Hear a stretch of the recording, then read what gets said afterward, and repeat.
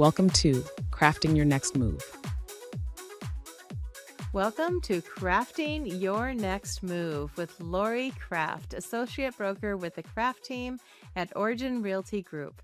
Lori is a top producing Houston realtor with more than 15 years of experience helping clients buy and sell homes across the greater Houston area. Known for her honest advice and boutique approach, she and her team combine cutting edge marketing with good old-fashioned service to deliver results that speak for themselves. I'm Leanne Lyon, and today we are exploring how the equity from a home sale can open the door to small commercial real estate opportunities here in Houston. Hi, Lori. Hey, how are you? This is a fascinating topic. So, Lori, when homeowners ask about commercial real estate, where do you usually begin in helping them understand how different it is from the residential world that they're used to? Well, the first thing I do is I have a questionnaire. So I ask them some very key things like, what are they looking for? What is their risk tolerance? That's kind of one of the biggest things. Do they want something that is going to require tenancy? Do they want something simple that is going to be like a warehouse?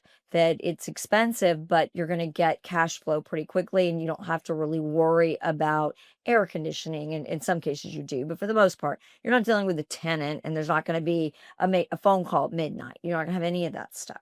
So you don't have triple net. You don't have all those things. So that is a very low risk tolerance as opposed to we do have people. I've got one client right now that is looking to purchase an apartment building. So that comes with lots of other things. Is there an elevator? How new is the elevator? What kind of elevator it is? All those kinds of things go into play. So first thing is risk tolerance. Then you look at sophistication. How have they been exploring this? They have a family that does this. Is their business partner very savvy and they're just new to it, but they've got somebody in their back pocket that really knows what they're doing. So you're going to look at that. You're going to look at areas. Where do they want to be? There's a big difference in looking at a high-rise building downtown and looking at a residential home on blocks that you're going to turn into an office building. So those kinds of things matter. You want to look at what they want in terms of ROI. What is their actual strategy? Are they good with break even for a couple of years? Do they need immediate ROI on this? Did they have a certain expectation? My guy mentioned with the apartment complex, we ruled out a bunch because he's like, Lori, I can't do that. That doesn't make sense to me. And I'm like, well, then we don't need to be looking here. We need to find another place.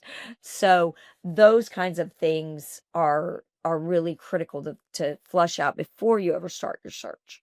Well, commercial real estate has been getting more attention in Houston lately. So, what factors in the market do you think contribute to that increased visibility?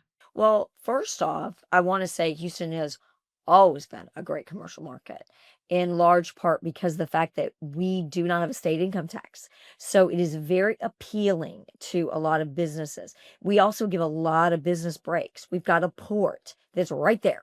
So if in fact, we have some commercial sites in Galveston, and they're located in Galveston and Lamarck and that area because of the port, because they have access to water and they can move materials pretty readily.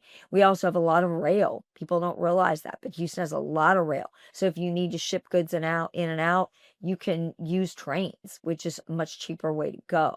We also have a lot of land. So if you want to put in warehouses or things like that, you have room to grow. Those are all really big factors. And Houston is a little bit different. Dallas is really getting a lot of publicity now because of the fact they're now advertising as Y'all Street. I don't know if you saw it, that they just got approved to do their own stock exchange. So we now have a Texas stock exchange. So you have New York Stock Exchange and the Texas Stock Exchange. So there is movement to the south because of that. The other thing that I think is attracting people here is you're getting priced out in your traditional markets, like New York. Is that the cost to do business there, not even just the cost of real estate, but just the everyday life of doing business there is huge. Trying to do business in California, same thing.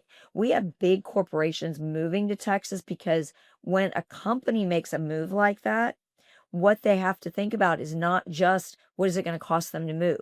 What is it going to cost them for buildings? What is it going to cost them for what is their pad site going to cost? They don't even think about that alone. All of that is huge, but they have to think about their employees. Are there going to be schools that their employees are going to want their kids going to? Is there going to be affordable housing here? So let's say I'm a guy and I've got a big business and I want to put it in New York because New York is a beacon. It's, world trade. Everybody knows New York City. So I want to put my business there. Where are my employees going to live? As long as my employees are making $300,000 a year and I'm able to pay them that, they can live in New Jersey. They can live, in upstate New York. They can take the train in. They can do those things. But if I'm building widgets, my widget people can't live in New York City. And they can't take the train in easily from Pennsylvania where it's a little more affordable. They can't.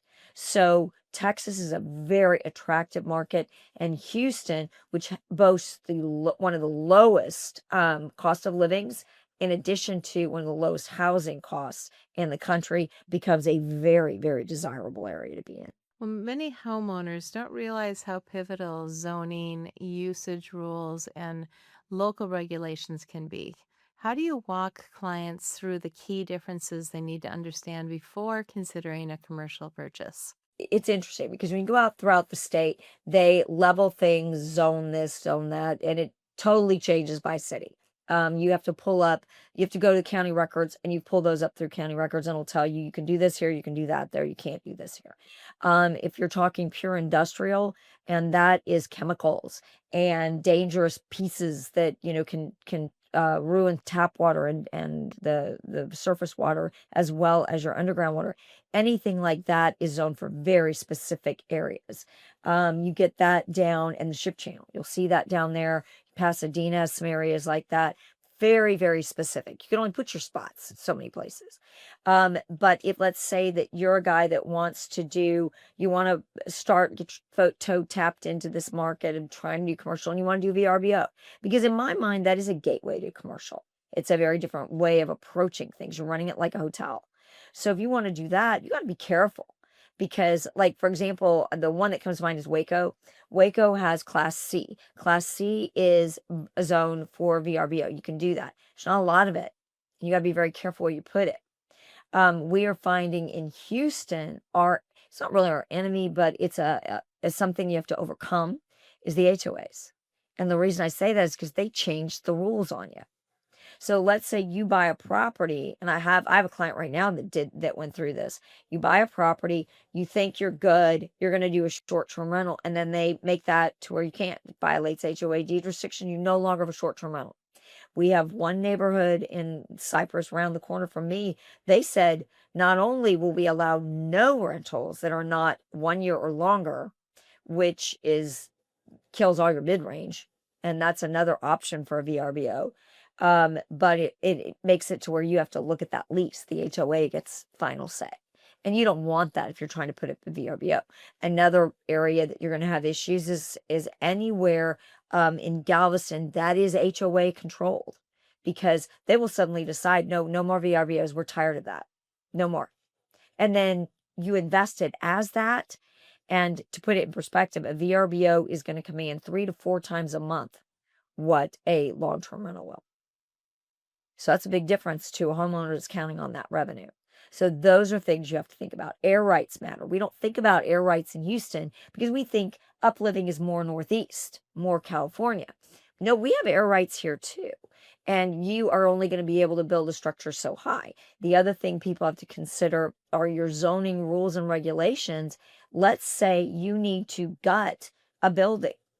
Well, if you take out more than 3/4 of those walls, you're renovating the entire thing because it needs all new electrical now, all new water, all new, usually framing needs to be done.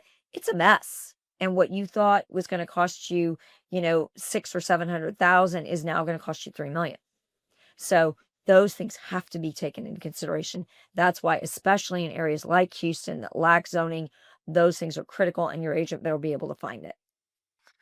Well, I've been through the VRBO and HOA issue, and it was not fun. So, financing is another area where commercial works differently.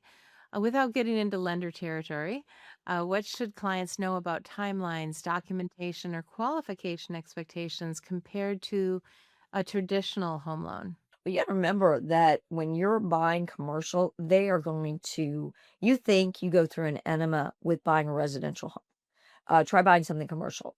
And you have to have a specific lender that does commercial. Don't, it's cautionary tale. But whatever you do, if the agent of the lender says to you, oh, I do that. I do occasional. We do some commercial in this office.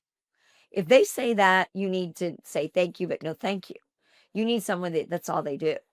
There is some crossover, especially because Texas, between farm and ranch and commercial. You'll see both happening in certain lender institution mortgagors.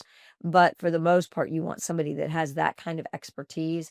You need to have all your ducks in a row, be prepared, just like in a residential. You're going to be providing data after data after data, even though you've given it to them 10 times, they're going to want them to get because they want changes in real time. So be prepared for that. Be prepared for site visits. There is so much expense that goes into commercial properties that people do not consider you will never get back. So you need to know that, like when we do a residential resale, you're going to do inspections. Well, when you are doing something for commercial, you're going to have an engineering report. You might have soil samples. You're going to do your inspections, but you're going to also have building site inspections. All of these things, like there's a plat here, not near me, but it's out a little bit farther, that I've had clients look at. And this particular plat is in floodplain. It crosses a railroad to get into it.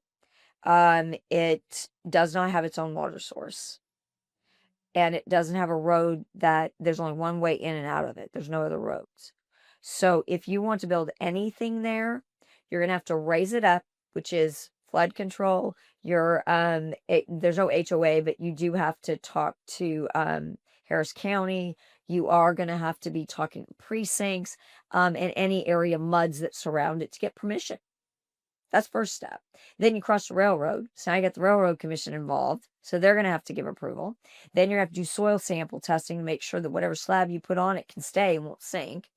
You're going to have to do a water treatment plant of your very own to process your own water because you can't tap into anybody else's. And you're going to have to get the water district to approve that. And that's just the beginning. So that is going to cost somebody, the dirt alone to build up that property would be in the neighborhood of $1 to $2 million. That's just to start. So these are the things that people have to understand. You want to build it. You got to figure out what all is going to be involved in it. If you want a pad site, that's great. You got to find out about what are the lease requirements for that pad site. Are you going to buy it? Are you going to do a ground pad with intent to build later? What are you doing? So you got to ask a lot of those questions. A lot of these things I'm saying, though, are for your sophisticated investor anyway.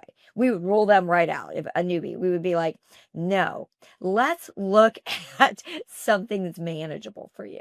And so a lot of the commercial that you're talking about right here, would those be more like the warehouse type, or are we talking about even the short and long-term rentals need some of the things that you just walked through? Some of them, but your long-term, short-term rentals won't. I mean, you don't really need that. You want to make sure you're zoned for it. I mean, that's critical. And you want to find out if there's an HOA that's going to put restrictions on you. You're going to want to know that. But for the most part, a long and short-term rental, I think of long-term rentals are very residential, very much like a residential. It's your first, I said VRBO is your first step, but I would say that's probably your first step in any kind of commercial. And then the next step, the segue is really that VRBO because you're acting as their manager. Are you going to hire a property management company? You're going to be responsible for electricity. And that happens on like a commercial site that is for buildings. So let's say you have a small strip center. they're going to pay you for electricity, but you're going to have to make sure all the electricity's hooked up. You're going to want to know, are you charging the triple net? Who's paying the taxes? How is that divided out? Are you going to do a double net, a triple net, a single net? Those things apply to even the smallest of commercial developments. But a VRBO, everything's on you, and you've got to pull it back in your rental income. So that's why I said it's a segue between the two. Right. Have you seen many people get interested in, say, residential assisted living as an entry point for commercial? Yes, and it's tricky. I will say, if you're going to do an assisted living facility, if that's what you want to invest in, what I'm seeing more often than not is commercial enterprises. Those are companies. So everybody's hating on BlackRock, and I guess not really BlackRock, it's the parent company. But some of these entities that go in and buy up these. But you need deep dollars. Think about your insurance that you're going to need on that kind of facility. How many situations have we had where you have a assisted living or long-term care facility that had mold or that developed some other radon? We don't have that here, but in other parts of the country, they deal with radon in basements and stuff. And that is part of those facilities that comes up. So you have to really be able to know what you're doing, and you need those environmental engineers to help you assess your situation. So that's why I say those are tricky, and you're not going to see a first-time investor really investing in that. So, can you share an example of someone who sold their home, looked at commercial options with fresh eyes, and ended up finding a path that really fit their long term plans? Well, what I'll say is I have never had, not to say that it won't happen, but I've never had anybody take the equity out of their home to flip it into a commercial. People see them very differently. Your home is your home. And usually what they're going to do is they're going to take that equity from their home and go buy another home. That's what they're going to do with it. But I personally did some of that. I took equity out of a personal home sale that was inherited property. It wasn't mine. I wasn't living in it, but I owned it. So when we sold that property, I took that and I rolled that over into my first single family rental property. I had 5 of those, and then I took that and then I rolled it over into a VRBO on the beach. So yes, it happens and it can happen, but here's the thing. Again, it goes to risk tolerance. What is your risk tolerance? If you're playing with your equity, you need to be very low risk because that's your equity. Usually what we see is people have earned money in other places, and they're going to use that income to then invest and get into the real estate market. And then that's where leveraging comes into play. You don't always sell that and then go buy another. Oftentimes you'll take part of that equity out. Like, let's say I sold a rental property and I made 100,000. I'm going to split that, and then I'm going to put 50,000 in a down payment on something, hopefully, not that much, and then 50,000 on something else.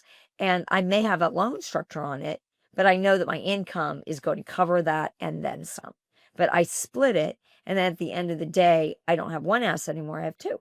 Yes, beautiful. That's lovely when that happens. So, as we quickly wrap up here, anyone who's curious about commercial possibilities after selling their home, what is a helpful way to start gathering information so that they can explore the idea without feeling rushed or overcommitted? Well, LoopNet is a great resource. It's open to the public, so you can just start kind of getting an idea of what's out there. I would caution the first-time investor from participating in auctions. I think that's a little bit challenging. And then once you've kind of sorted out your areas, you want to kind of tool around. See if you're a first-time investor, you want something that's closer. You don't want to be 2 hours away from your investment. You want to be an hour or less. And then start researching really good agents that can help you. And someone's got time. Here's the other trick that people don't really realize about most commercial agents. They do not work like residential. Residential works 24/7. We're working away from that, but that is what we've done historically. Commercial doesn't do that. They don't play. They work 9 to 5, and good luck. They will get to you when they get to you, and they do not discount. So whatever they're charging you is what they're charging you, and for good reason, because their liability is very high. Well, that is it for today's episode of Crafting Your Next Move.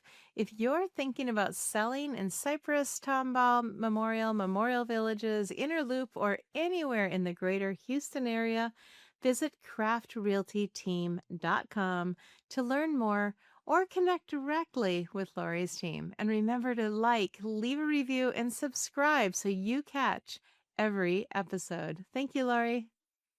Bye. Bye. Thanks for watching. Be sure to hit that like and subscribe button and leave us a review in the comments.